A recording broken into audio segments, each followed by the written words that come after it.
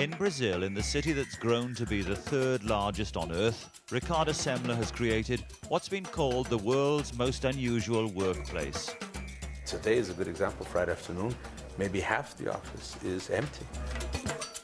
We're not buying time from these people, we're buying talent. His workers set their own schedules and decide among themselves who does what. If they are treated like grown-up people, they react like grown-up people. He lets them come to work when they like and then go to sleep on the job. What he's really doing is getting you to broaden your way of thinking. He wants them to choose their own bosses and set their own pay. We never get what we want, though. He says that we should all turn our working lives into 7-day weekends. I think he's a great man, but I guess everybody does. Nothing that he's doing is revolutionary. It's very old stuff, actually. But what is revolutionary is that he's actually doing it. These days, Semco turns over £100 million a year. But when Ricardo Semler took it over from his father, it was a small, traditional manufacturing company, making marine pumps and a stern, top-down control.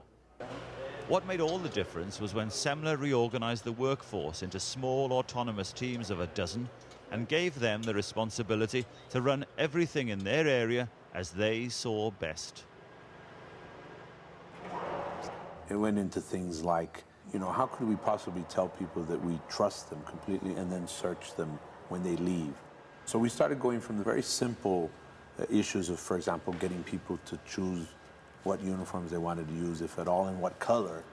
We went from there, and I think we started with all the very small things as symbols, but then people started saying, well, but if we can choose our own this and that, why can't we choose what time we work? And slowly we started going to a process which said that we applied a tool, let's say a mental tool to everything, which was really what we called the 3 whys, which was to ask 3 whys in a row about everything, and almost nothing stands up after that. When you say, why are we wearing suits and ties? And people say, so we'll look more like each other. And we say, why do we want to look more like each other? And these things suddenly start going away.